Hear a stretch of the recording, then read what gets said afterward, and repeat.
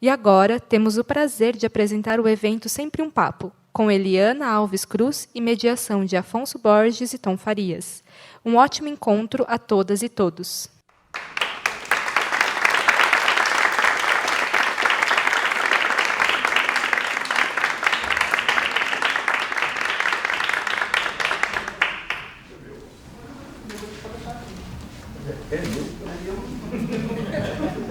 Fala que ele é artista, então vamos interpretando.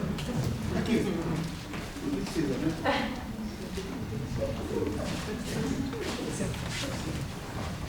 Eu sou de direita ou de esquerda?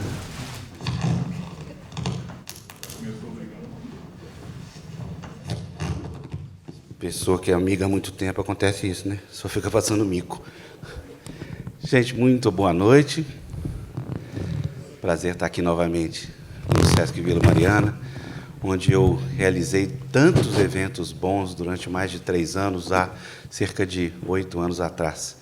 Aqui tive com Décio Pinhatari, Milton Atum, Luiz Fernando Veríssimo, Zueni Ventura, só tenho boas lembranças. E lá no auditório grande, eu fiz 2 eventos memoráveis, um com Mia Couto e Agualusa, e o outro com Adélia Prado, coisas que ficaram na minha história e na história dessa unidade. Agradeço muito esse retorno a toda a equipe do SESC, os técnicos, gente que nos acolheu com tanto carinho. Muito obrigado. Bem, retornamos nesse momento difícil, né, da pandemia. Como vocês ouviram na locução, nós todos estamos testados e positivos, por isso que estamos sem máscara, e respeitamos aí todo mundo também que está... O que é? Ah, positivo. Ô, gente, mas eu tenho razão, né? A gente devia estar positivo e não negativo, né? Nunca vi tanta gente feliz por estar negativo. Né? Estranho. Então, hoje é uma alegria danada começar essa nova trajetória do Sempre um Papo aqui no Vila Mariana, eu que já passei pelo 24 de Maio, Santo André e tantas outras unidades. Essa aqui me traz muitas boas lembranças. Nossa programação continua toda a última quarta-feira do mês. Né? No dia 28, a gente está aqui com o Jefferson Tenório, de julho. Agosto, 29, isso, a Conceição Evaristo. Ou setembro, Itamar Vieira Júnior. E outubro e novembro, as 2 últimas edições, a gente está ultimando ainda os convidados. Viu? Eu peço desde já a autorização de imagem para vocês. Caso ninguém queira, alguma pessoa não queira em algum momento sair no vídeo, avisa, por favor, aquele senhor que está fotografando. É o Fábio? Não, né? Não, o Fábio não. O Ronaldo. E o processo, inclusive, pode ser contra ele, não precisa ser contra mim, tá? Se tiver algum problema. E logo depois de editado, o programa fica disponível no YouTube do Sempre um Papo. No YouTube do Sempre um Papo tem mais de 600 programas de TV gravados ao longo desses 20 e tantos anos. Então, vocês podem ficar lá uns 3 meses maratonando fácil, viu? Pode ficar tranquilo, 1 hora a cada. Tem muito programa. Desde já também eu agradeço à tradutora de Libras, que eu esqueci o nome. Vânia. Muito obrigado pelo seu trabalho, Vânia. E eu queria passar a palavra, antes de passar para a Eliana, para o Tom Farias, que é dono daquela bolsa preta direita que está ali no chão, e que vai fazer uma palestra de 4 horas antes da fala da Eliana. Muito boa noite, Tom. Tudo bom, Afonso? Mineiro é fogo, né, gente? Gosta de espizinhar carioca. Eu e Eliane somos cariocas, então ele aproveita demais. Né? Aqui tem meu dinheiro, aqui que você não vai pegar, não, tá? Minha bolsinha preta. Agora que avisou. Bom, boa noite a todas e todos. É uma satisfação, né, voltar aqui no Sesc Vila Mariana. Eu estive aqui há pouco tempo, mas em outra função. E também nesse retorno, né, do Sempre um Papo presencial, a gente tem feito algumas coisas por aí, eu e Afonso. A última foi a nossa Fria Araxá, a Eliane esteve lá conosco também. E uma satisfação também muito grande retornar esse Sempre um Papo com a presença da nossa Eliana Alves Cruz. Talvez, eu digo, sem medo de errar, né, porque acho que uma das expressões mais importantes da literatura contemporânea e numa evolução da sua escrita, ou, como diria a nossa grande Conceição Evaristo, né, da nossa escrevivência, bem representativa. Acho que quem está aqui, quem conhece a Eliana, tem bastante noção do que eu estou falando. Ela tem 4 livros publicados, 4 romances, né, e fora uns pingados por aí, né, de contos, de poesia, enfim. E eu queria começar com a Eliane, com a Eliana, que eu acho que a gente podia falar um pouco, Eliana, dessa tua trajetória como escritora, né? Enfim, você tem 4 livros, quer dizer, 3 com uma pegada sobre a questão da escravidão, e o último livro, que é a Solitária, né, que conta a história, isso não é spoiler, né? Conta a história de uma empregada doméstica, e talvez seja o diferencial da tua literatura, quer dizer, você dá um salto na tua literatura quando entra num outro tema, quer dizer, um tema completamente fora, né, daquilo tudo que você vinha fazendo, né, com Água de Barrela, né, que é a história basicamente da tua família, são mais ou menos 150 anos, né, da história da sua família desde a África. Depois tem o Crime do Carlos Valongo, que aí também está no século XIX, ali, contando a história entre o Rio de Janeiro e Moçambique, de alguma forma, né? É um livro policial, digamos assim. E o Nada Digo de Ti que em Ti Não Veja, que eu digo Nada Digo de Ti que em Ti Não Leia, né? Eliana Alves Cruz. E agora o Solitária, que acabou de ser lançado, foi lançado em maio. Então, assim, para abrir essa nossa conversa, eu queria que você desse um panorama um pouco, falasse um pouco de você e desse um pouco um panorama dessa tua trajetória literária. Eliana, se você quiser, inclusive, pegar os livros, estão ali. Não tem nada improvisado aqui, não. A gente combinou tudo, viu? E eu também esqueci de falar do Tom. Como vocês sabem, o Tom é o biógrafo da Carolina Maria de Jesus, né? Tem também romances. Um ótimo que será publicado ano que vem por uma editora importante. Que eu... Pode falar, não, né, Tom? Não pode, não. Tá que coisa, gente. Hoje o Tom está brigando. E é isso. Pode falar. Boa noite a todos, todas, todes. É um prazer enorme estar aqui no SESC, no Sistema SESC. É uma instituição muito importante para a literatura brasileira.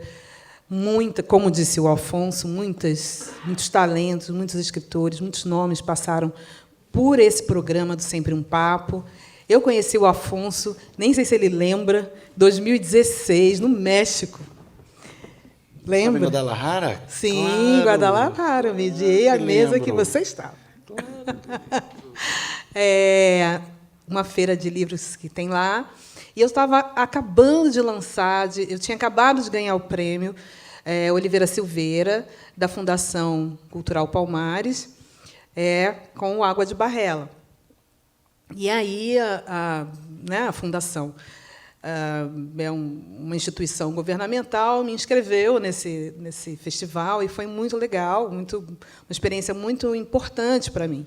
Então, quem é Eliana Alves Cruz desde então, né? Eu sou uma jornalista, eu trabalhei muitos anos com esporte, e aí eu sempre digo que eu tenho uma Wikipídia muito doida, né? Porque a pessoa era jornalista de esportes, de repente ela dá um salto e vai para a literatura, mas eu acho que a nossa arte, né? As coisas que a gente escreve, a literatura feita por pessoas negras no Brasil, ela é um pouco o retrato do Brasil no seguinte sentido, né? O Brasil muda para continuar a mesma coisa. Eu acho que a gente escreve, salta de temas, mas, no fundo, a gente fala a mesma coisa. A gente tem uma experiência em comum, e é uma experiência que perpassa não apenas as pessoas negras no Brasil, mas as pessoas negras na diáspora africana, na grande diáspora africana. É como se nós estivéssemos num gigantesco mosaico, num gigantesco quebra-cabeças, e que cada obra dessas é mais uma pecinha que vai encaixando nesse mosaico. Então, é assim que eu enxergo tudo que eu escrevo. é assim que eu enxergo esses temas que vão surgindo para mim.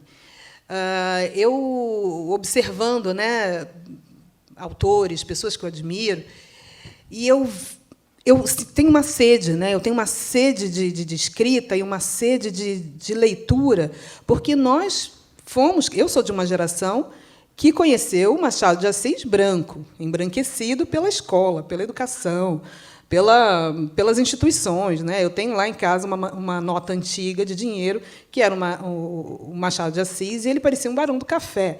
Então, eu era criança que olhava aquela figura e achava que ele era um homem branco.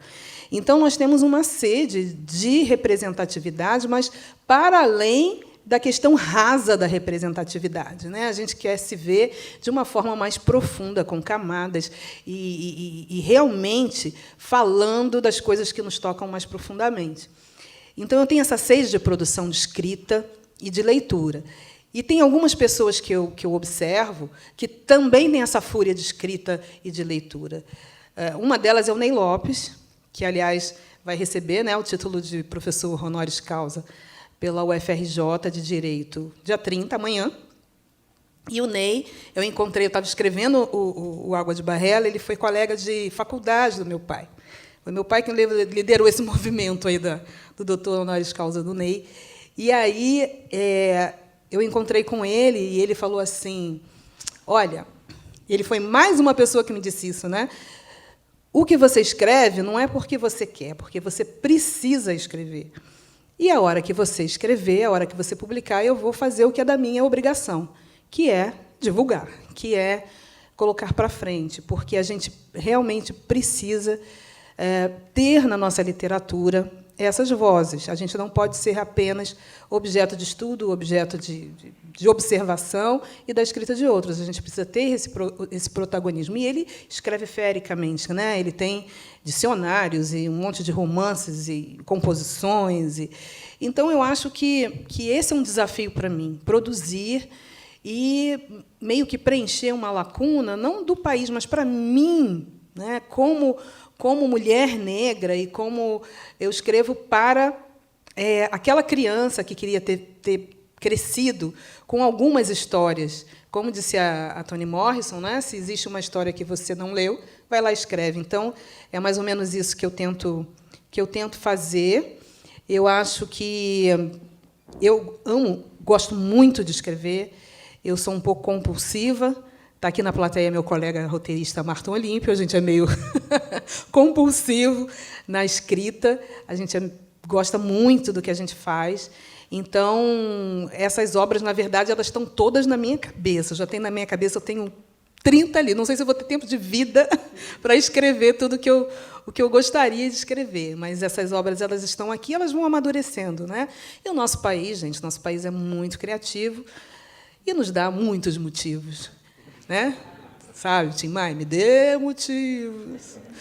O Brasil nos dá motivos, né? Então a gente vai produzindo. Na verdade, o Tom falou: esse livro Solitária, ele é um salto na sua escrita. Mais ou menos, né? Eu acho que eu encaro Solitária como uma continuação disso tudo aqui, né? Como uma consequência disso tudo aqui. E, principalmente, um exercício de futuro, né? de um pouco subverter as expectativas com relação ao destino dessas pessoas aqui. Porque fabular, conjurar um futuro, eu acho que também é uma missão da arte, é uma missão da literatura, principalmente para nós, que, por tanto tempo, estivemos congelados, né? Parece que condenados a um único lugar, a uma única narrativa. Então, é hora da gente conjurar outros futuros, outras possibilidades de finais e de vidas. Então, do Água de Barrela, que é uma saga, né, que vem metade do século XIX até nossos dias, mostra a capa, sobre a minha família, que é esse aqui. Isso. O Água de Barrela, né? Ele é uma saga, ele é um fruto de uma pesquisa muito, muito profunda sobre a minha própria história. Minha história é romanceada, mas é a minha história. Então, ele é um livro muito emocional, ele é um livro que me custou muito, ele é um livro que me arrancou lágrima, que me arrancou revolta, ele é um livro que foi feito num passo muito diferente dos outros. O Crime do Cais do Valongo, veja que chique, está esgotado. A Amália está aí imprimindo aí a segunda, está numa reimpressão. O Crime do Cais do Valongo já é um livro bem mais cerebral, né, bem mais pensado em termos de arquitetura ali, de drama, né? Ele é uma história dentro da história, é uma coisa mais rocambolesca, ele é bem mais arquitetado. O Nada Digo de Ti vai um pouco nessa linha, né? E o Nada Digo de Ti, ele é um filho desses outros livros, porque para pesquisar isso aqui, eu li muita coisa, né? E achei muita coisa. Mas não cabia tudo aqui. Então, O Crime do Cais do Valongo, O Nada Digo de Ti, tem personagens que eu achei nessas pesquisas todas. Esse livro, né, ele nos mostra um silenciamento e um apagamento muito, muito perverso. Nós temos algumas personagens no nosso cotidiano contemporâneo que, quando a gente olha para a literatura, parece que essas pessoas não existiram. Ou se existiram, existiram de uma forma muito incipiente, muito tosca, né? E quando a gente mergulha na nossa historiografia e quando a gente tenta, né, como dizia lá o Benjamin, né, escova a história a contrapelo, a gente vê que essas pessoas sempre estiveram ali. Sempre estiveram ali. Então, imaginar essas vidas também com propriedade, né, com profundidade e criatividade é um desafio muito grande. Então, é uma personagem trans no século XVIII, uma coisa totalmente contemporânea. Então, tem discussões muito contemporâneas, mas lá atrás, porque, na verdade, a gente tem coisas mal curadas que a gente precisa ainda discutir. E, por fim, o Solitária, né? O Solitária, que eu acho que é uma história que de todo mundo tem essa história na vida. Se você não foi filho, filha, ou se você não foi empregada doméstica, empregado doméstico, algum dia uma pessoa dessas trabalhou na sua casa. Algum dia, então é uma história que o Brasil inteiro se vê nela em algum lugar ali, né? Então eu acredito a isso, a repercussão que teve, que está tendo. Acredito a isso as inúmeras reflexões que eu tenho recebido. A Conceição, uma vez, falou uma coisa muito interessante, que é: a mulher negra não dá autógrafo, dá consulta, né? Porque as pessoas sentam e contam a vida. E isso é lindo, né? Isso é muito bonito. E eu acho que necessário, bem necessário. Aqui não tem O Crime do Cais do Valongo, mas tem um outro da Malê, que é o Contos de Axé, que é uma antologia. O autor tem medo de mostrar daqui que eu fico mostrando. É linda a capa. Essa capa é linda. O autor fala assim, é Contos de Axé. É uma capa linda, é um livro de contos, né? O organizador foi o Marcelo Moutinho, e foi muito engraçado que ele fez a corrida. São quantos autores que tem? Tem um montão. Olha. A Edil Araújo, Carlos Eduardo Pereira, Edmilson Almeida Pereira, que ganhou o prêmio São Paulo. Querido Edmilson. Fabiana Cosa, Giovanni Martins, Giovana Madaloso, Gustavo Pacheco, Tamar Vieira Júnior, Jefferson Tenório, Juliana Leite, Luísa Gleiser, né? Marcelino Freire, Conceição também tá aí. Miriam Alves, Conceição, Ney Lopes, Paula Gicovante, Rodrigo Santos e a Socorro Cioli. Então, é um time incrível. E aí o Moutinho promoveu a Corrida dos Orixás, né? Olha só, é um livro que cada um vai criar um conto sobre um orixá. Quem mandar e-mail primeiro pega. Aí foi muito interessante. O meu conto aqui é sobre Yansan. Enfim, porque também tem isso, né? A gente precisa desmistificar algumas coisas, né? Aproximar todo esse pertencimento do nosso público. E falei demais, Nossa Senhora. Maravilha, seu Afonso. Não, eu queria que você falasse um pouco mais do Crime do Cais do Valongo, porque, desculpa, mas é o que eu mais gosto de todos que você escreveu. E me interessa muito, assim, eu queria que você contasse para as pessoas, claro, sem dar spoiler, o que é o livro. Então, O Crime do Cais do Valongo é um livro que ele se passa no Cais do Valongo, que é no Rio de Janeiro. Quem não conhece, é a zona portuária do Rio de Janeiro, por onde entraram mais de 1 milhão de pessoas, segundo aí as estatísticas dos historiadores e tal, escravizadas de diversos pontos da África. Então, na verdade, isso torna o Cais do Valongo o maior porto de chegadas das Américas, né, de pessoas escravizadas. Se não me engano, acho que foi o Lima Barreto que dizia, né, que falava da Aringa do Valongo, ou seja, em nenhum outro lugar tantas pessoas de tantos lugares vindas de África pisou ao mesmo tempo, e é um lugar poderoso em termos simbólicos, né? Tem um ali, ó. Crime do Cais do Valongo. Legal, tem um aí. E aí... Ronaldo, depois você filma a capa para constar no programa, tá? Essa minha vida de jornalista, eu, na época, lá 2011, né, 2010, 2011, o Rio de Janeiro freneticamente fazendo 1000 obras para receber aqueles mega eventos. E aí aquelas obras na zona portuária revelaram as pedras do cais, né, os vestígios do cais. E eu acompanhando, por conta do meu trabalho com esporte, meu Deus, mas como assim, né? A gente tem há 200 anos isso aqui embaixo, e como é que a gente não sabe nada sobre isso? Então, fiquei muito fascinada com essa história e vi uns objetos dessas escavações e achei aquilo assim tão incrível, né? 200 anos e coisas muito pequenininhas foram achadas. Uma caixinha com 2.000 pedrinhas, tipo fio de conta, né? 2.000 pedrinhas há 200 anos ali embaixo numa caixinha.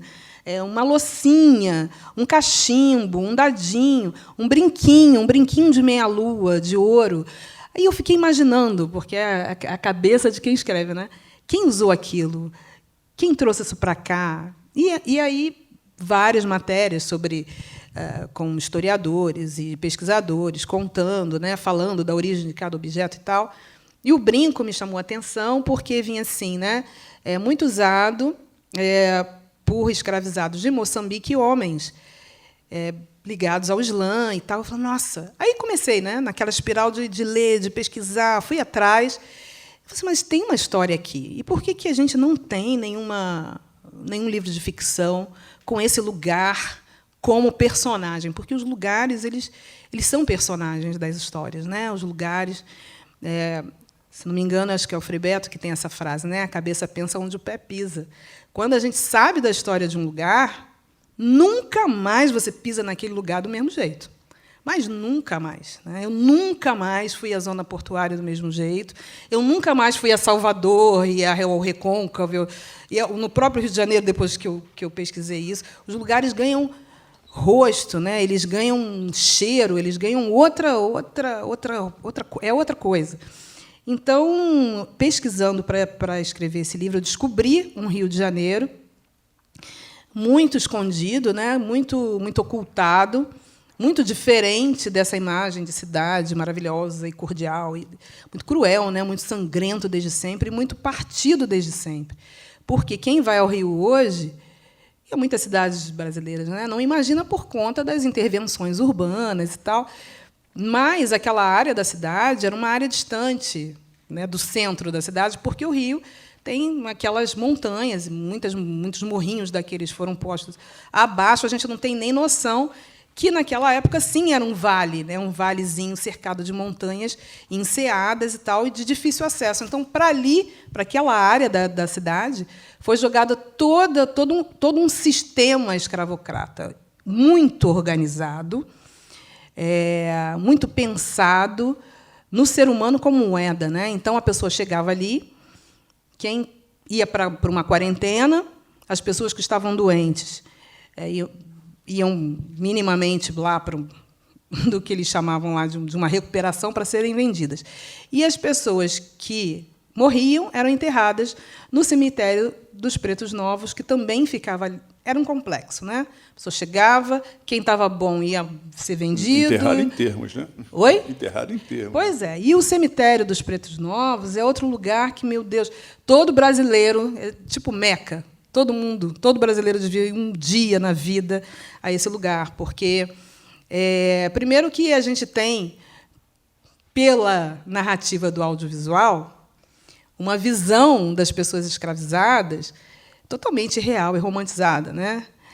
Não são atores maravilhosos, brilhando a óleo e malhados. Eram crianças, né? Pessoas de 9 a 17 anos, crianças e jovens.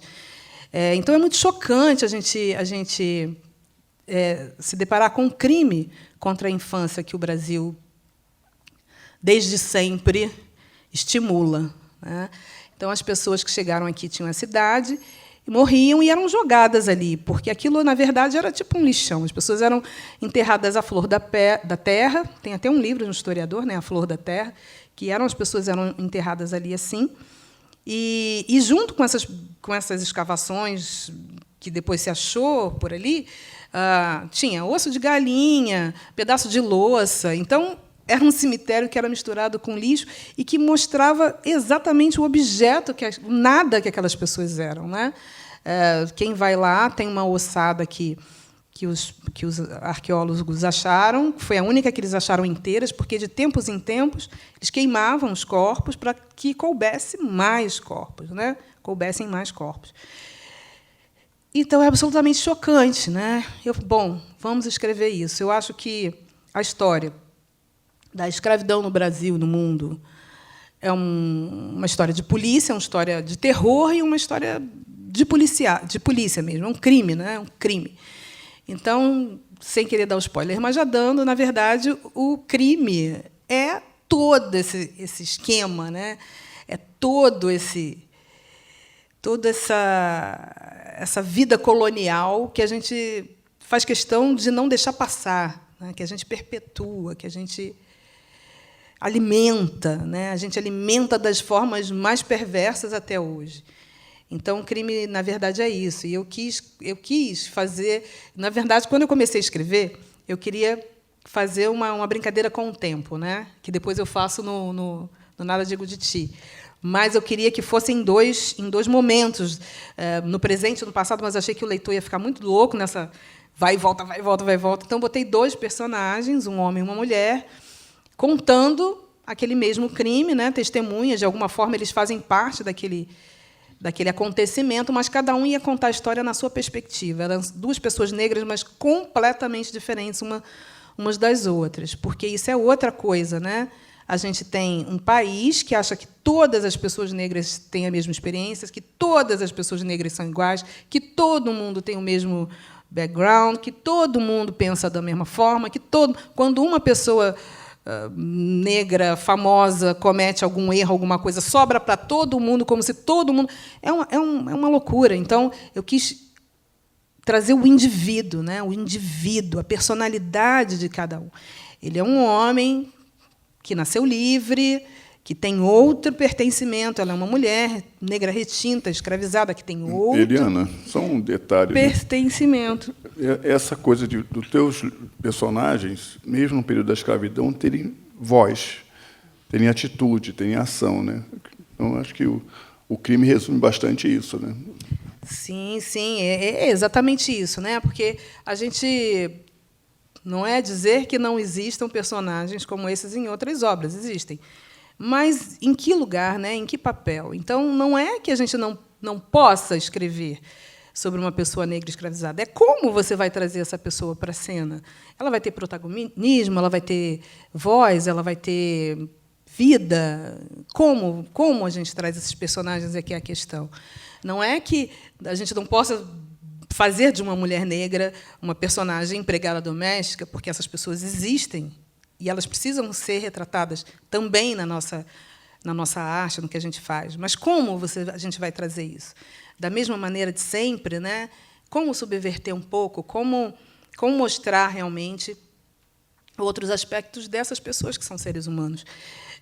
Então, eu acho que a voz é muito importante. Eu sempre fico preocupada com quem conta a história, né? Os meus livros, eu sempre penso no narrador. Quem vai narrar? Qual é a voz que vai contar essa história?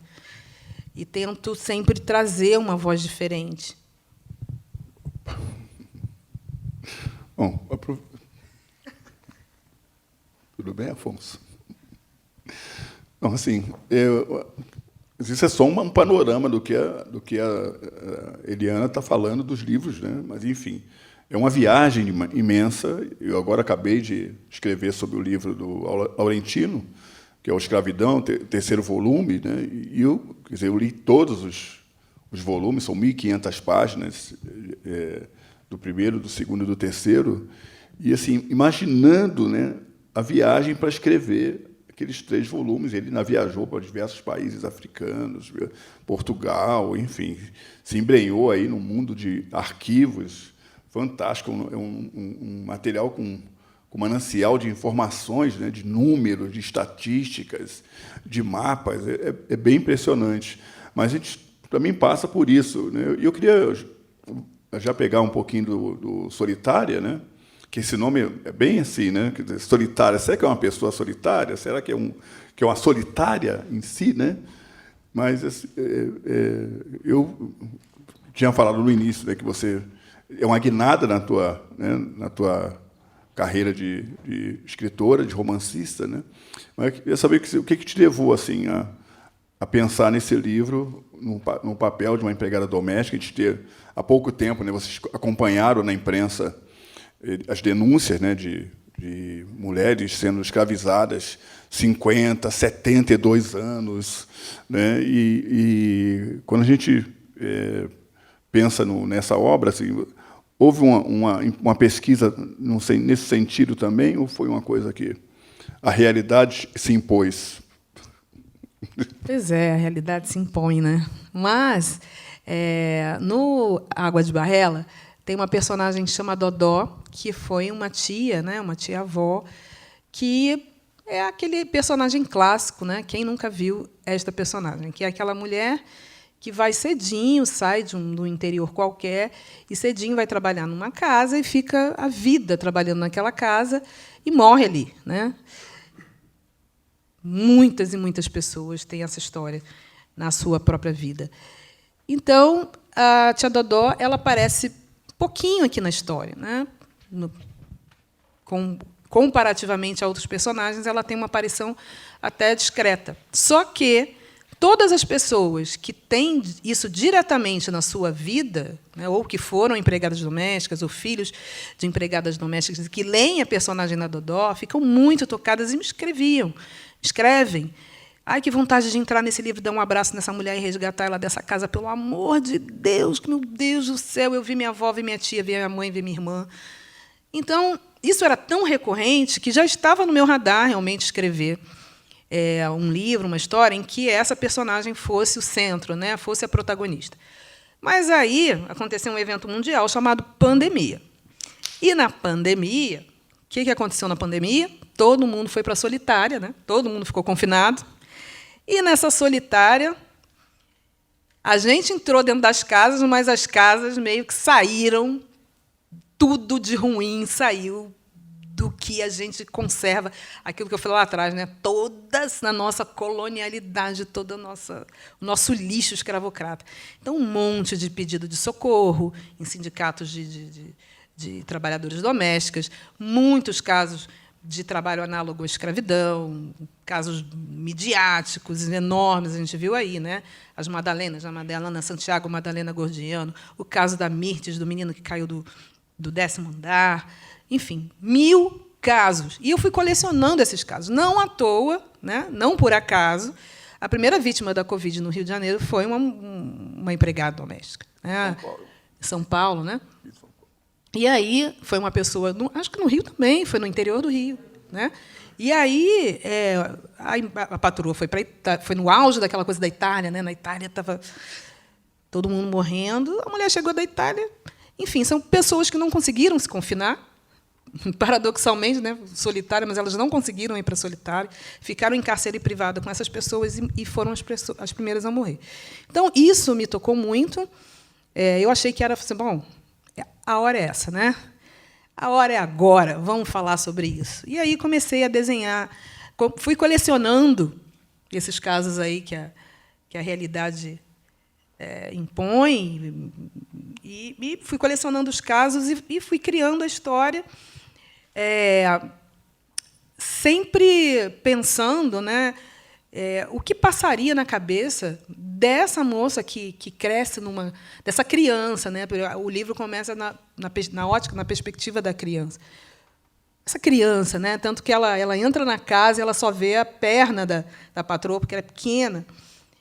E aí me veio o silêncio, né? A pessoa tem que ficar em silêncio. Uma criança, imagina, a criança não pode ser criança. E aí isso gera uma outra pergunta: quem pode ser criança no Brasil? Quem tem direito à infância no Brasil? E aí me levou de volta para o Cais do Valongo, lá, né? Aquelas crianças. Desde sempre a gente não pode ser criança. No outro dia, alguém postou no Twitter um desses casos, desses muitos casos que a gente tem diariamente, né? Para cada menina, para cada homem que é um menino, para cada homem que é um menino, tem uma menina que já sabe o que faz, né? Tem uma menina, uma adolescente que sabe muito bem o que faz. Então, é mais ou menos isso. A gente não se choca quando a gente vê um garoto de 8 anos, num sol inclemente, sem chinelo, vendendo bala. Por quê? Aquele menino nasceu para aquilo ali, ele sabe o que ele faz, né? E quando ele comete um ato qualquer, uma infração qualquer, um pequeno delito qualquer, um roubo, ele sabe o que ele faz, ele não é uma criança de 8 anos. A gente não, imagina.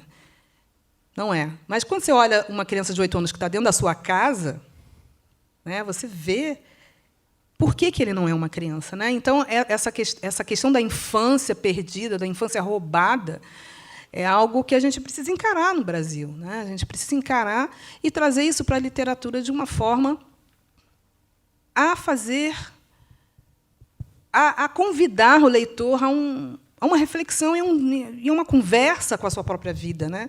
Como você trata as crianças da sua vida, como você enxerga essas crianças, que país a gente está construindo, né? Enfim, porque é isso, o menino tem 8 anos, amanhã tem 16, amanhã tem 20, 30. E é isso, a gente vai ficar de caso em caso, né? Colecionando caso de jornal, e caso de jornal, e caso de jornal, e caso... Vamos parar um pouco. E eu acho que é literatura bem interessante, porque congela aquele momento, né? Não é a imprensa hard news que substitui um caso atrás do outro. A literatura tem esse poder de dar uma parada, tirar uma fotografia daquele momento e pensar sobre aquele momento. Eu acho que foi isso que eu tentei fazer. E ele nasceu aqui, né? Nasceu aqui da reflexão com a Dodó, que foi essa moça que perdeu a vida dentro daquela casa, servindo aquela família, como alguém que era quase da família. E os relatos da minha família sempre tinha alguém que queria ir lá resgatar ela, queria tirar. E aí tinha uma chantagem emocional da patroa, ou das patroas e tal, que eram da mesma família que nos escravizou durante séculos. Mas a gente precisa tanto dela, ela é tão importante, minhas filhas não vivem sem ela. Tinha uma chantagem emocional e que as pessoas que meio que se envolvem, tem uma manipulação de sentimentos aí, muito sofisticada, que prende. É um grilhão muito mais pesado e muito mais cruel, que eu acho que a bola de ferro, porque é um troço que é muito difícil de superar. Às vezes, isso passa de gerações, né? Esse sentimento de gratidão, esse sentimento de família, de pertencer. Família é nada. Você herdou algum sobrado, herdou alguma terra, né? E que a gente vai levando para outros ambientes também, né? Nos nossos trabalhos. Somos uma família. É nada, é nada. Se você faltar ao trabalho, você vai ser demitido. Você não é daquela família, é um trabalho. Então, quando a gente traz isso, eu fiquei um pouco medo, porque esse é um vespeiro, né? É um nervo aberto, é um exposto da sociedade brasileira muito grande. Liane, com relação às pesquisas que você tem feito, a minha pergunta é invertida. O historiador, quando analisa, puxando essa imagem que você lançou sobre o dinheiro do Machado de Assis, né? Que foi uma coisa que nos formou, né? nossa infância, a nossa educação embranquecida sempre colocou desta forma. E há alguns anos isso vem, graças a Deus, sendo colocado na forma da literatura, por exemplo, da biografia do Tom fez da Carolina, alguns elementos, né? O próprio Itamar, hoje, que está trazendo o gosto do leitor brasileiro de novo para o autor nacional, e aí eu falo autor nacional, e aí eu falo de literatura, tá? Nem falo de cor. Então, assim, como é que você faz essa pesquisa? Porque os historiadores, claro que eu destaco Lília, entre outros, não falo deles, não percebem isso na pesquisa. Como é que você fez? Qual é o seu método? Como é que você descobre? Como é que você desvela isso para fazer os seus livros? Pois então, eu acho que é o seguinte, né? Como é que engana o leitor, é isso, Afonso? Oi? Como é que engana o leitor, é isso? Como é que a gente mente tanto, né? É justamente procurando a pessoa. Eu acho que a pesquisa acadêmica, ela tem as suas fórmulas, né? Ela tem as suas limitações, ela tem o seu alcance, assim como o jornalismo tem a sua linguagem, a gente está preso ali a determinadas coisas, a determinada forma de escrever e de apurar fatos. A literatura não, né? A gente pode especular à vontade, e aí a gente pode se espalhar. E aí, o que eu faço, né? Eu tento pegar todos esses estudos e tentar enxergar as pessoas ali dentro. Porque uma coisa que me incomoda muito é a questão numérica, né? 1 milhão de escravizados. 1 milhão de escravizados é um número... é um número grande. 1 milhão de pessoas é muita gente hoje. Quanto mais no início do século XIX, né? No final do século XVIII, sei lá, 1 milhão. Mas é um número, né? Uma cifra, é algo que você não consegue. Mas quando você pega uma vida e você dá rosto, e você pega uma vida, aí sim a gente cria aquela empatia, a gente cria aquele elo, né? Então eu fico tentando enxergar as vidas por trás desses grandes números, por trás dessas grandes pesquisas, né? Sempre que um pesquisador, por exemplo, tem uma historiadora baiana que eu gosto muito, que é a Isabel Reis, ela tem um livro que é sobre a família de pessoas escravizadas, a família escrava, né? A família de escravizados, grupamentos familiares. Quando a gente vê a pesquisa dela e que você entende como aquelas pessoas se associavam e como elas conseguiam manter o elo de família, apesar de toda aquela crueldade, aí sim você consegue, né, mergulhar na história de uma forma diferente. Só que é uma pesquisa. Ela está trazendo indivíduos ali, mas é uma pesquisa, ela tem dados, ela tem, enfim, ela faz conexões com outros eventos. Eu posso criar um enredo com aquilo que ela me apresenta como dado real. Eu posso criar um enredo que tenha verossimilhança. Então, a gente trabalha muito com a verossimilhança.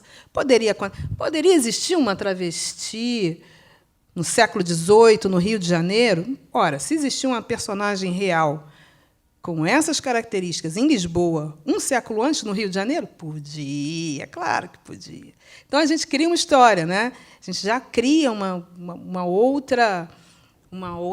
outro acesso e pronto, e dá asas à imaginação. É claro que eu acho que, para mim, né, eu acho que não existe uma receita de bolo, mas, para mim, eu tenho alguns limites, que é, primeiro, respeitar o trabalho desses pesquisadores, dessas pesquisadoras, dessas pessoas que se debruçam na história, para trazer, né, para tirar daquela bruma do tempo o que realmente aconteceu, ou, pelo menos, chegar bem próximo do que realmente aconteceu. Então, eu tento não atrapalhar esse trabalho, mas, pelo contrário, né, eu tento agregar coisas a esse trabalho, possibilidades de vidas e de trajetórias. Só informando, gente, lembrando que os livros, todos os 4 livros, estão sendo vendidos ali fora, e logo quando terminar o debate, ali pelas 3h, a gente vai fazer os autógrafos aqui mesmo, tá? Tom? Obrigado. Oi? Hoje? Hoje? Bom, enfim, Eliana, a gente tá paramos aí no Solitária, né, que a gente não sabe se é uma pessoa, se é um... Né, vamos deixar que as pessoas leiam e descubram. Mas você faz, assim... Outro dia falando tivemos com o Jefferson Tenório, né, e ele falando de alguns processos dele de escrita, né, e que ele, num determinado livro dele, ele colocou o personagem, que era o Drummond, tipo, catando coisas na rua, sabe? E ele achou que aquilo fosse ter um impacto muito grande, né? E Estela acendeu, se não me engano, o livro. E ninguém falou nada. Que o personagem Drummond estava catando coisas, tipo, na rua, carregando coisas na rua. Ele achou que aquilo fosse dar um grande impacto para o livro dele e tal. Ele falou que até hoje nunca ninguém comentou nada sobre isso. Ele ficou meio frustrado com essas coisas em si. E ele retoma isso agora no Avesso da Pele, né? Essas coisas das referências. E você faz referências, né? Pela primeira vez na tua obra, você faz referências a autores, né? E aí, quer dizer, também pegando, queria que você comentasse um pouco sobre isso, né? São 3 autores básicos que estão nessas obras, que tem muito a ver com a vida, enfim, da personagem, mas quando você está falando também da infância, né? A gente olha aqueles anúncios todos de jornais, venda de crianças de 6 anos, escravizadas, de 8 anos, 13 anos, com profissão já, né? Sabe fazer isso, sabe fazer aquilo, muito pequenas, né? Enfim. Ou vendendo a mãe, e a mãe tem 2 pequenos também, que também trabalham. E, assim, o que a gente vê na personagem, na Mabel, é que ela vai crescer, diferente da mãe, né? Quer dizer, a mãe já é uma adulta, né? E ela vai crescer no ambiente de um quarto, de uma casa, né? Acompanhando a mãe como empregada doméstica. E ela vai evoluindo nesse processo, né? E não se torna também uma empregada doméstica como é o hábito, como é o costume, né? Então, eu queria que você comentasse primeiro essa coisa das citações e dessa criança que deve ser muito comum em todas as casas. Teve lá um acidente com um menino, que ele morreu, Miguel, né? Que caiu daquele edifício. Enfim, então eu queria que você fizesse uns comentários sobre isso. As citações, eu achei que ela foi muito orgânico no texto, né? Porque eu faço uma referência a Françoise Egar, a Conceição. Eu acho que Carolina está em tudo, né? A Carolina, estou falando aqui com o biógrafo, né? Presença do biógrafo. É uma autora não apenas importante para o Brasil, mas para o mundo. A Carolina, ela é uma personagem impressionante demais, né, na nossa história nacional. Não por acaso, né, nos 200 livros dos 200 anos, né, ela foi a mais citada, porque realmente é um retrato muito cruel, mas verdadeiro da nossa sociedade. Então, eu acho que a gente volta ali naquilo que eu falei, né, desse grande mosaico, em que a gente vai encaixando pecinhas e vai fazendo esse retrato. Essas autoras, eu acho que elas fazem parte desse mosaico. Em algum momento, a gente tem uma costura com várias outras obras, com várias outras... Poderia citar muitas outras coisas aí, né? Mas eu quis que fosse uma história bem enxuta e bem concisa, porque, primeiro, que eu queria também que chegasse nessas pessoas. E são 3 empregadas domésticas, né? A Conceição também foi empregada doméstica, Françoise Egar. Todo mundo teve essa passagem. Então, e também mostrar que, veja bem, a Benedita da Silva, né, tão atuante da PEC das domésticas, a Benedita fala uma coisa que é realmente... A Benedita diz, gente, dizem que filho de peixe, peixinho é, mas filha de empregada doméstica não necessariamente precisa ser empregada doméstica, não, né? Então, são 3 autoras, grandes autoras, e que tiveram essa passagem, e que a vida seguiu, e que não podem ficar estigmatizadas também eternamente neste lugar, porque isso é outra coisa, né? Muitas pessoas que leram esse livro, pessoas que são acadêmicas hoje, que são chega para mim e fala, olha, eu tenho isso na minha história, eu fui, mas eu não falo, porque se eu falar, eu vou ser para sempre a acadêmica que foi empregada doméstica. Então, essa coisa do estigma, né? Não que eu tenha vergonha, não tenho vergonha nenhuma. Pelo contrário, eu acho, sabe, um trabalho digno, eu tenho muito orgulho de hoje estar onde eu estou, só que eu não posso dizer isso, porque a sociedade brasileira é tão cruel que congela a pessoa ali, né, para sempre naquele lugar. E aí as pessoas não querem isso com toda a razão, eu acho, né? A própria Conceição, acho que hoje menos, mas teve uma época que, meu Deus, toda matéria de jornal, a Conceição, que foi empregada doméstica, babá, e não sei o quê, papapá. Então, assim, o Brasil gosta de uma história de heroísmo, né? Gosta de exigir heroísmo das pessoas, gosta dessa história meritocrática, como se isso não fosse uma crueldade absoluta, né? Em que algumas pessoas tenham que... O Brasil gosta da seguinte... Essa matéria de jornal, todo mundo aqui já viu, ou vê, volta e meia, vira e mexe, tem uma história assim. O cara nadou 1 quilômetro, correu mais 10, pegou uma canoa, e aí, todo dia, às 5 da manhã, ele acordava, se formou em Direito. Né?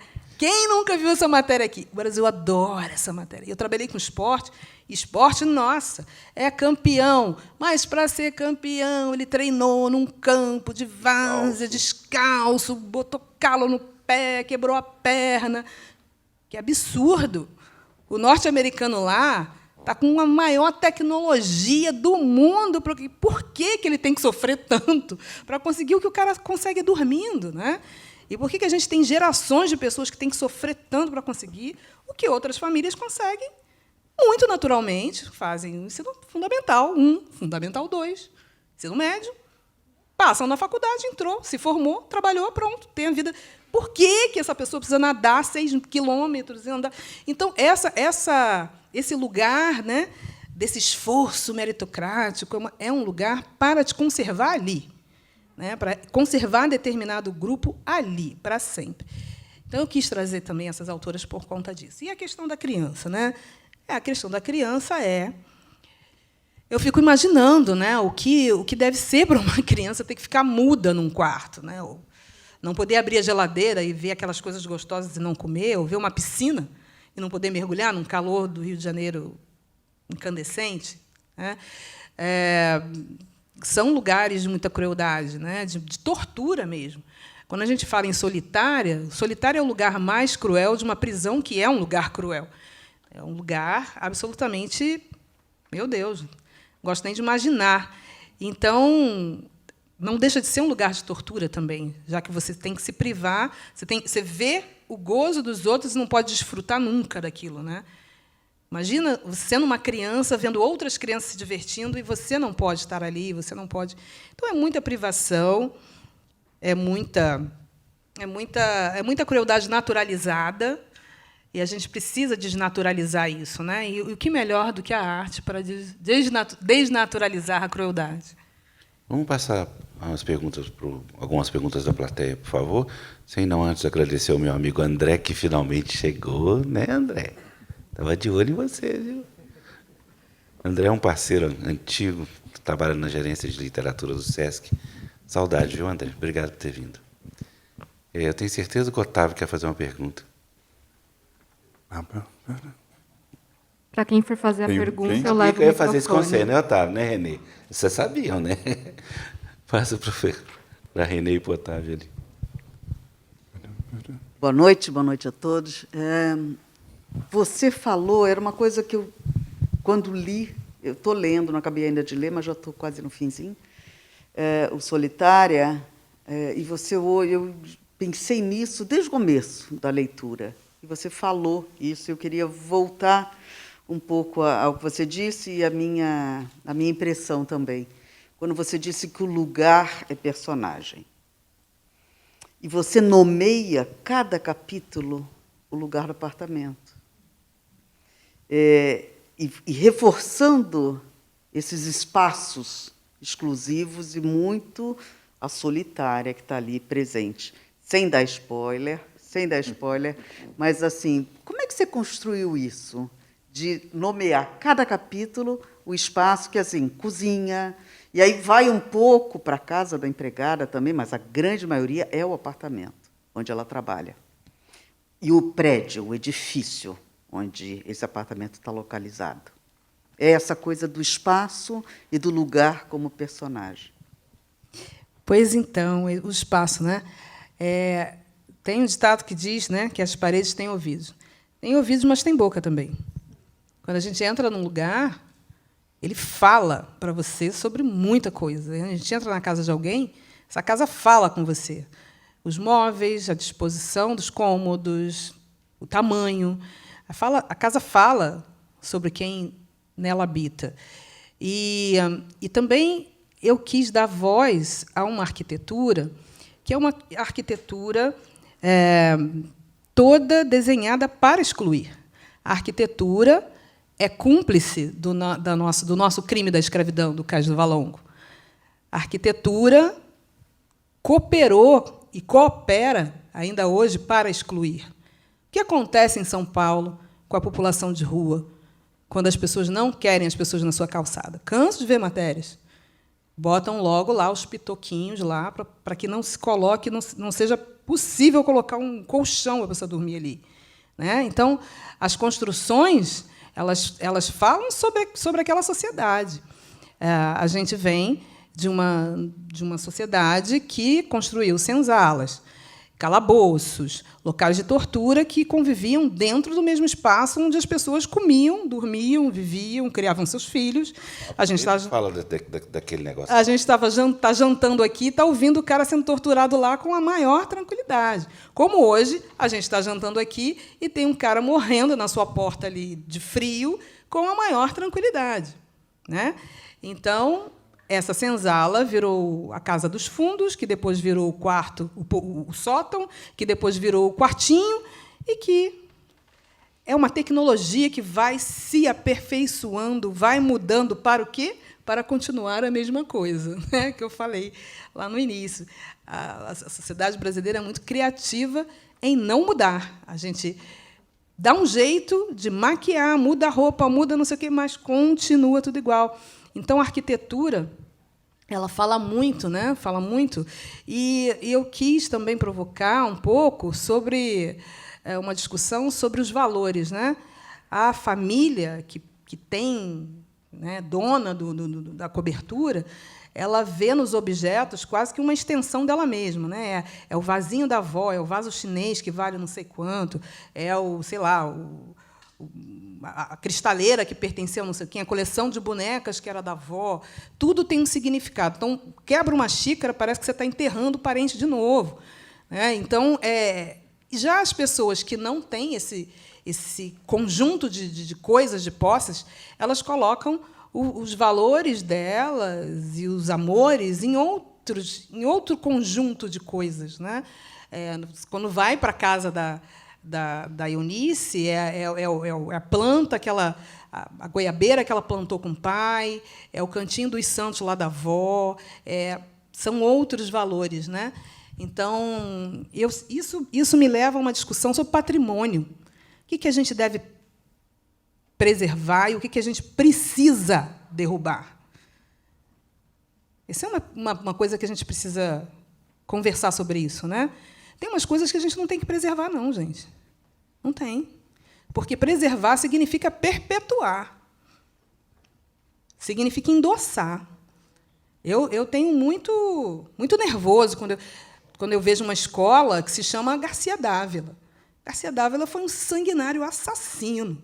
Né? Então, quando a gente minimamente sabe, minha bisavó sempre dizia, né? Conhecimento é poder. Conhecimento é poder. Quando a gente começa a saber das coisas, a gente tem a obrigação de transformar essas coisas. Então, esses espaços que foram feitos para excluir, a gente precisa transformar esses espaços. Não é possível um negócio desse. Né? Eu moro numa casa que fica num bairro de zona norte do Rio. Todas as ruas do meu bairro, que é a Vila Isabel, têm nomes de abolicionistas. Isabel tem uma história com a abolição e tal, enfim. E aí eu moro numa casa que embaixo tem um restaurante, que é um restaurante de pessoas negras, que tem uma culinária afro-brasileira. Anteontem, uma senhorinha chegou lá e falou assim, uma senhora branca, porque o meu avô ganhou terras para vir crescer, engrandecer o país, para fazer o Brasil crescer. Quando eu vim morar aqui, nada disso existia. Aí o restaurante bota 3 mesas na calçada, é uma calçada dessa largura. Ela bota 3 mesas, dá para passar uma avenida, dá para passar uma escola de samba. Vocês precisam trabalhar, mas precisa atrapalhar a liberdade de ir e vir das pessoas? Isso aqui não existia nada disso. Vocês precisam trabalhar, mas não podem. E aí veio todo um discurso da origem dela, do avô, que ganhou terras e que veio, que ela mora ali desde 1850. Tá. Aí a gente... Tá, mas... Então, a gente não vai sair daqui, não. Né? Então, a gente precisa ocupar e a gente precisa transformar os lugares.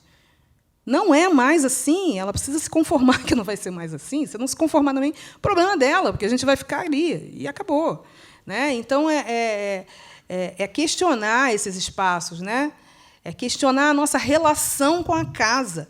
A obsessão por limpeza está também ligada a esse passado colonial, que a casa não pode ter uma poeira. Onde mora ser humano, gente, tem poeira, tem uma louça na pia. Ninguém morre se a louça ficar lá. Né? Não morre um ser humano cada vez que uma xícara vai para a louça. Mas a gente tem essa obsessão da limpeza, por quê? Porque a gente sempre teve pessoas para manter aquela casa eternamente limpa. E limpar, cozinhar, lavar são habilidades para sobreviver no mundo. Todo mundo precisa, não são coisas inerentes a um gênero, a uma raça, a um grupo social. Todo mundo precisa saber fazer isso para sobreviver na vida. Né? E isso, esta elite que nada faz, que passa a vida tomando chá, o hoje é dia de branco, né? A gente precisa questionar, e os espaços estão aí com ouvido e boca. E sobre essa coisa do espaço, tem uma outra coisa, né, que é o espaço da intimidade, ou seja, só as paredes do seu quarto vem o seu momento de fraqueza, vem a hora que você chora, vem a hora que você está com raiva. Enfim, né, são espaços que têm uma visão muito especial e privilegiada da essência de cada um, né, do que cada um é de verdade, fora das aparências, fora do que... Então, dar voz a esses espaços, né? Se as paredes falassem, né? Dar voz a esses espaços também é falar da intimidade das pessoas, né? Do que elas têm de mais mesquinho, do que elas têm de mais, enfim, perverso, ou de bonito, ou de, enfim. Então, foi um exercício interessante de fazer. Perguntas? Boa noite. Você chama? Tem 2 coisas também. Enquanto o pessoal vai... Deixa o Tom falar, depois você. Então, quando se elege, quem é que vai perguntar? Assim, na calçada desse restaurante, tem um petisco da vila que ocupa toda a calçada e ainda fecha ainda, né? Tem o quadrilátero do samba, que é a Lollapalooza do samba. É de segunda a segunda, começa às 6 da tarde, termina à 1 da manhã, todo dia, com pandemia ou sem pandemia. E a mulher resolveu... Então, assim, é um incômodo, né? É a pandemia do samba, né? Pandemia do samba. E a outra coisa, essa questão da limpeza, né? Ela é justificativa para punição, né? A limpeza, tanto na época da escravidão como na época atual. É isso. Por favor, senhora. Espera só um minutinho. Tudo bem aí, Ronaldo? Boa noite, como é que você chama? Meu nome é Grácia. Qual a sua pergunta, Grácia? Eliana, eu gostaria de saber, assim, eu estou conhecendo a sua obra agora, e se os livros você recomenda lê-los numa ordem cronológica ou não necessariamente?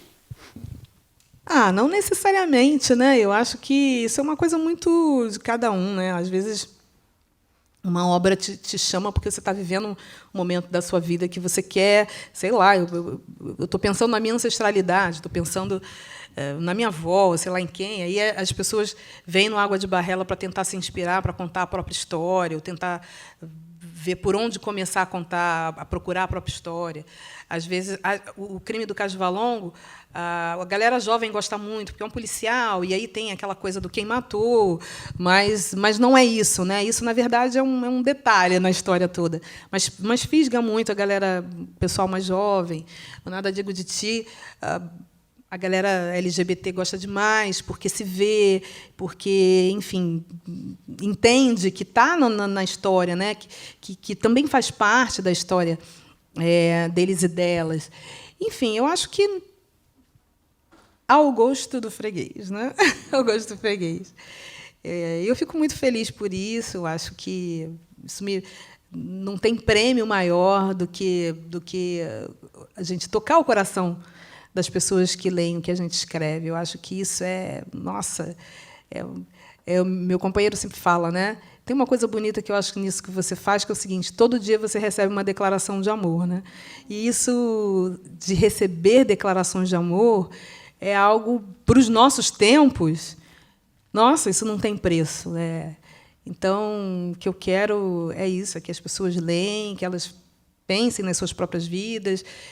Não precisam concordar comigo, obviamente, né? mas que comecem a refletir sobre a sua própria trajetória e, principalmente, entender que todo mundo tem uma história. Todo mundo tem uma história. Quem me abriu as portas desse livro aqui foi a minha tia-avó, que é esquizofrênica, né? Então, olha que interessante. A ciência diz a ela que ela é incapaz. Ou seja, minha tia, uma das minhas tias é a tutora, recebe lá a pensãozinha dela, ministra de remédios, ela não tem capacidade de gerir a própria vida, e a ciência diz que ela é incapaz, que o cérebro dela não alcança um monte de coisas. E foi ela que me abriu isso aqui. Ela tem uma memória intacta do que aconteceu. Ela é uma preciosidade em termos de memória. Livro nenhum vai me dizer o que ela viveu, o que ela viu, né? E que depois eu comprovei que é verdade. Então, é isso, né? É a gente começar a devolver. Acho que a nossa literatura devolve humanidades. Nossa, gente, agora que eu vi que já são 9 horas da noite, está passando aqui. Nós temos que encerrar. Mas a gente começou tarde também, né? Também, Nós já temos que encerrar. Pois 3 ia ser bom, não ia? Queria agradecer, gente, a presença de todos. Agradecer em especial os tradutores de Libras. Eu não falei seu nome. Adriano e Vânia, muito obrigado.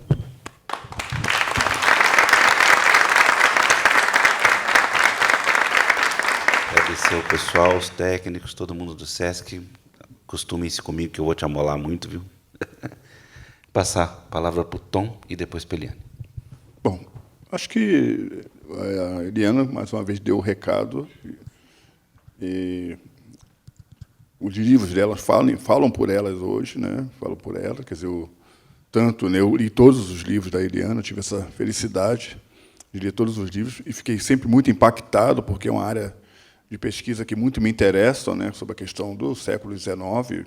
Eu sou especialista em século XIX, literatura, mas eu acho que a senhora estava falando, né, ainda há pouco, né, lá atrás, se tem uma cronologia para ler esses livros. Eu acho que não tem cronologia. A Eliana escreve de uma maneira que ela até se permite você entrar na metade do livro e, sabe, e voltar. Você vai conseguir entender o que ela está dizendo, o enredo que ela está dizendo. E o Solitária, né, que foi o livro que eu acabei de ler, também permite isso. Ele é dividido em 3 partes, mas se você, de repente, ler de trás para frente, você também vai ter uma ideia precisa do quanto aquela família, né, que viveu ali, naquele ambiente, o quanto o ambiente envolta em si, né, porque a Eliana não cria muitos cenários, é um prédio, né, um prédio fala por si, né, o balança, mas não cai, quase nesse sentido, né, um edifício fala por si, e o quanto, né, o edifício fala pelos seus moradores, né.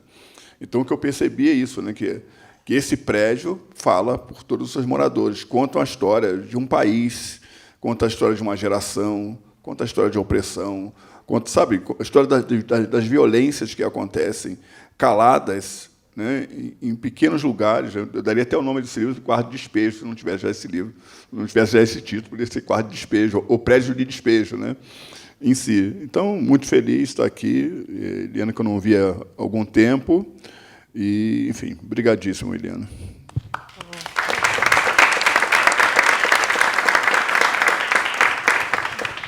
Eu é que agradeço o convite.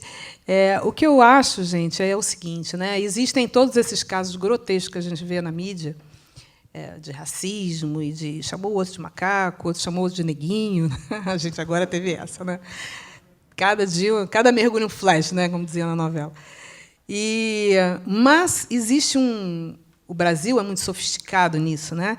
Existem umas violências muito pequenas e sutis e que vão para além dessa coisa tão evidente, tão caricata, mas que são violências pesadas e que, se a gente bobear, a gente reproduz, né? Então, eu queria que esse livro trouxesse mais sutilezas. Tem lá seus casos também, né, pesados e clássicos, né, se a gente pode dizer assim, mas tem também algumas sutilezas, né, de pessoas que vão sendo destruídas no miúdo, ali sabe, no varejo, no pequenininho. É o teste que a patroa faz com ela de saber se ela vai roubar ou não, né, de ficar verificando, investigando, enfim, são as pequeninas coisas, né? Eu até usei no livro o depoimento de uma pessoa que leu e que disse assim: pois é, eu queria fazer o vestibular. Então, à noite, quando terminava meu trabalho, era a hora que eu ia estudar. Nessa hora era a hora que eles resolviam fazer as festas, botar o som alto. Era a hora que eles faziam todos os barulhos, porque eles não queriam que eu estudasse, porque não queriam que eu saísse dali, né? Então, o desafio dela, a prova de andar 6 quilômetros para se formar, foi ter que estudar, apesar do barulho. Aí você inventa coisas, né? Bota fone de ouvido, enfim, são muitas as formas de tortura que a gente vai naturalizando e vai sofisticando e vai costurando as vidas naquilo. Então, foi mais ou menos isso que eu tentei colocar aqui. Agradeço muito a todo mundo que leu e que está lendo. O livro está tendo uma recepção assim que eu não esperava também. Eu esperava que muita gente lesse, claro, a gente sempre espera, mas não pensei que fosse tanto, então eu fico muito feliz. Todo dia eu recebo muitas coisas, agradeço demais. E eu acho que é isso, né? Convido todo mundo também a escrever, também a fazer esse exercício, né, de olhar o entorno, porque a gente é testemunha do nosso tempo. A gente é testemunha daquilo que outras gerações vão olhar para trás e que olhem isso como uma obra datada. O que eu queria é que as pessoas não se sentissem tão conectadas com determinadas coisas que estão aqui, né? Se a gente se sente tão conectado com determinadas coisas que estão aqui, é porque a gente ainda precisa transformar. E é isso que eu acho que a literatura precisa fazer, transformar.